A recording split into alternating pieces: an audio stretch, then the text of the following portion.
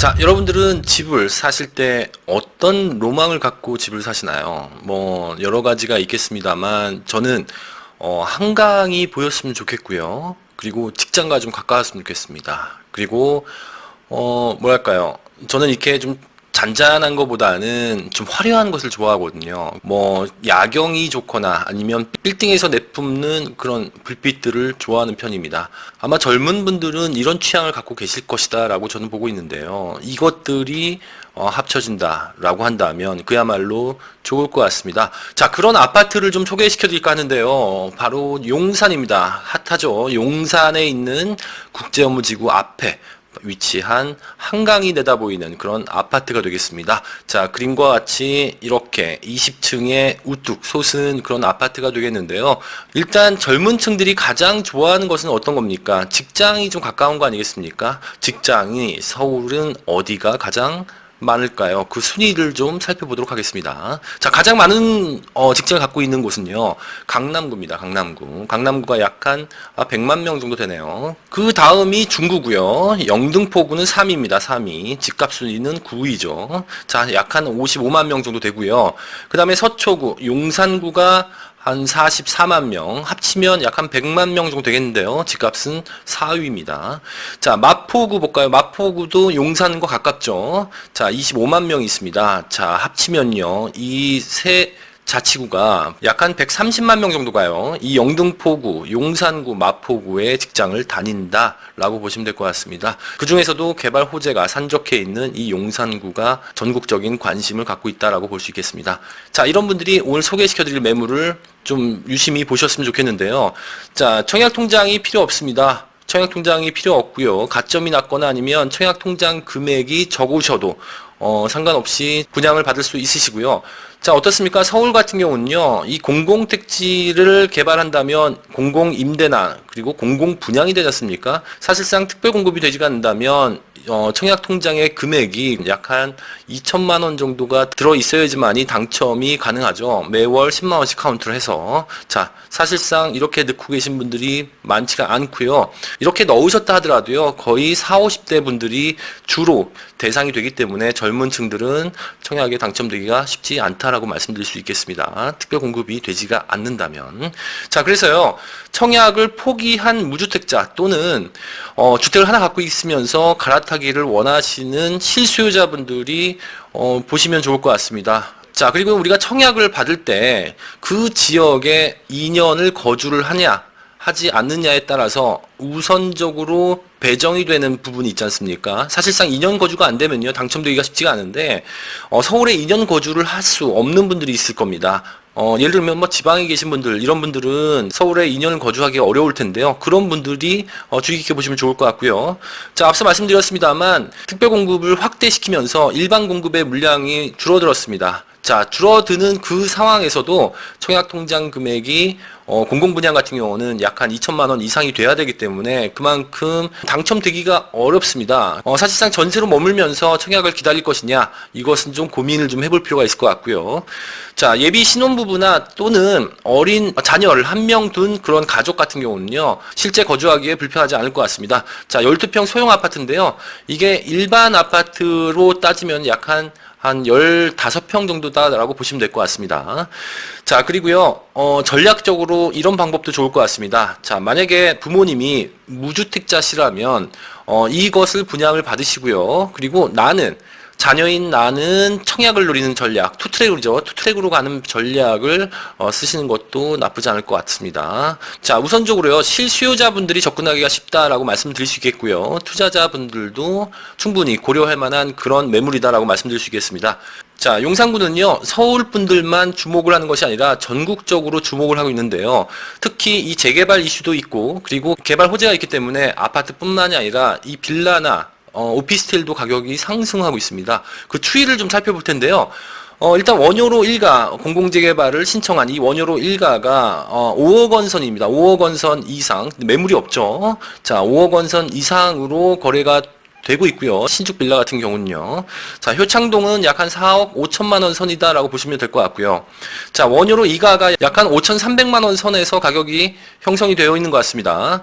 자, 그리고요, 원효로 3가가 5억 6천만 원 이상 줘야지만이 신축 빌라를 살 수 있을 텐데요.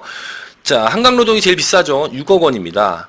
자, 이게 패턴을 좀 보이고 있습니다. 어떤 패턴을 보이고 있냐면요. 이렇게 흘러가는데 가격이, 자, 용산국제업무지구와 가까울수록 가격이 높고요. 또한 한강이 가까울수록, 여의도가 가까울수록 집값이 오르고 있는 추이를 보이고 있습니다. 따라서 원효로 3가나 원효로 4가가 가장 비싸고 향후에 주목받는 그런 지역이다라고 말씀을 드릴 수 있겠네요. 자, 그렇다면 왜 용산국제업무지구와 그리고 한강과 여의도가 가까울수록 집값이 오를까요? 그것은 땅값이 오르기 때문에 그렇습니다. 땅값이 오르는 그 요인을 다 갖고 있기 때문에 집값이 오른다라고 볼 수 있겠는데요. 자, 용산은요, 개발 호재가 하나씩 구체화될 때마다 땅값이 오르고 있습니다. 최근에 미군기지 반환이죠. 이거 캠프킨 부지. 이 캠프킨 부지가 반환이 된다는 소식에 3.3제곱미터당 한 평당 대지 지분이 1억을 돌파했다. 이런 내용이 있는데요. 개발이 구체화되고 그리고 발표가 될 때마다 땅값이 오르는 패턴을 보이고 있습니다. 자, 그러다 보니까요, 용산은 지금이 가장 싸다라는 말이 공공연하게 나오고 있죠. 자, 그런데요, 이런 생각도 좀 해볼 필요가 있을 것 같습니다. 자, 캠프킨 부지에 3,100가구가 공급이 될 예정이고요. 용산 정비창에 약 한 8,000가구에서 초고밀 개발을 한다면 10,000세대 이상이 공급이 될 텐데, 자, 이것이 매물로 나오려면 최소한 10년에서 15년이 걸릴 것 같습니다. 내년에 사전 청약을 한다는 그런 얘기가 있는데요. 자, 내년에 사전 청약을 해서 내가 입주를 한다고 해도요, 5년은 실거주를 해야 되고요. 또한 전매 제한이 약 한 10년 정도 있지 않습니까? 그렇다면 매물이 10년에서 15년 동안 나오지 않게 됩니다. 자, 그렇다면 그 10년에서 15년 사이에 오르는 집은 어떤 집이 오르겠습니까? 재개발 이슈가 있는 빌라나 아니면 기존의 구축 아파트가 가격이 오를 것이 불보듯 뻔하게 됩니다. 또한요, 이 용산 정비창 부지는 한 30%가 8,000가구에서 10,000세대에 해당하는 주택이 들어갈 것이고요. 나머지 70%는 상업시설, 문화시설, 그러니까 마이스 산업에 관련된 시설들이 들어갈 것으로 보이는데요. 자, 여기를 이용할 수 있고 걸어다닐 수 있다. 슬세권이 된다는 얘기죠. 집값에 영향을 크게 받을 것으로 저는 보고 있습니다. 거기에 바로 영향권에 있는 이 개발 호재에 바로 영향권에 있는 매물의 위치가 되겠습니다. 좀 더 자세히 보겠습니다.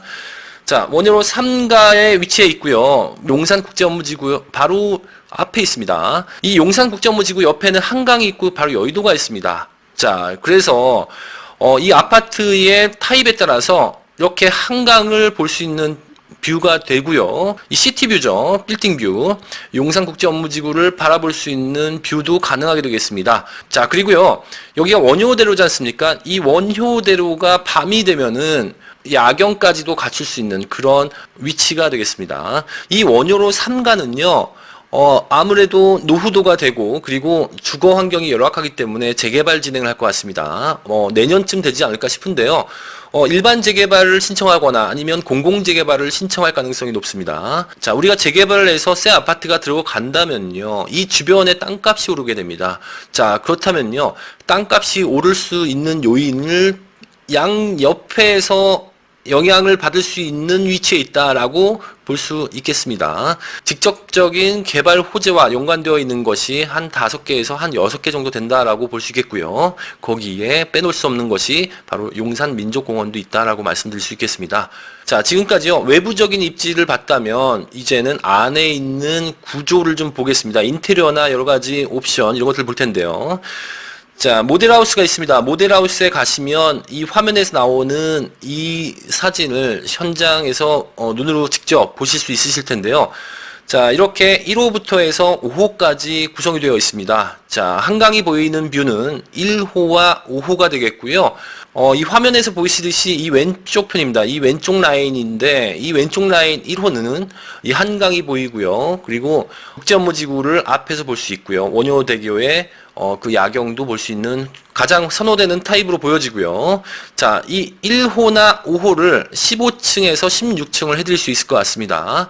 자, 그리고요, 이 안에 있는 옵션은요, 풀옵션입니다. 풀옵션. 뭐, 시스템 에어컨 에어컨이 2대가 들어가고요. 뭐 공기청정 기능, 그 다음에 세탁기 이런 옵션들은 서비스로 들어간다라고 보시면 될 것 같습니다. 자, 그렇다면 지금까지 말씀드렸던 이 매물의 가격은 얼마나 될까요? 가격을 좀 살펴보도록 하겠습니다.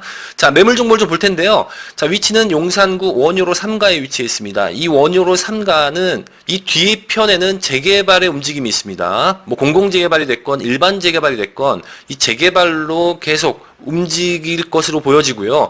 그 앞에 대로변, 한강이 보이는 대로변에 그 앞쪽은 북지업무지구의 개발이 있다라고 보시면 될 것 같습니다. 자, 지하철은요, 1호선, KTX, GTX, 그리고 신분당선이 다니게 될 용산역이 7분이면 이용 가능하겠고요. 4호선 신용산역도 8분 거리쯤 됩니다. 자, 방수는요, 2가지 타입입니다. 1.5룸이 있고요, 2룸이 있습니다. 자, 규모를 보면요, 지하 2층에서 지상 20층까지로 되어 있고요. 총 80세대가 됩니다. 자, 한강뷰는요, 16층 가능할 것으로 보여지고요. 자, 실사용 면적은요, 9평에서 약 한 12평이라고 보시면 될 것 같고요. 자, 입주일은요, 2022년 7월로 예상이 됩니다. 자, 2022년 7월 이전에 아마 캠프키무지나 아니면 국제업무지구의 사전 청약이 이루어진 상태고요. 그리고 그 나머지 땅을 어떻게 개발하는지 그 얘기가 솔솔 나올 때쯤입니다. 그러다 보니까요, 입주하는 시기에 어느 정도 가시화된 용산의 개발의 청사진이 그려질 것으로 저는 보고 있습니다. 물론 프리미엄은 붙어 있는 상태가 되겠죠. 자, 매매가를 보면요, 1.5룸이 약 한 3억 8천만 원부터 시작이 되고요. 투룸은 4억 6천만 원부터 시작이 됩니다. 자, 투룸 같은 경우는요, 가격대가 여러 개가 있습니다. 원하시는 타입을 선택할 수 있고요. 그 선택한 타입에 따라서 가격은 차이가 있다라고 보시면 될 것 같습니다. 실수요자분들이 이 매물을 주목하셨으면 좋겠습니다만, 투자자의 입장에서 투자로 보신다고 해도 무방할 텐데요.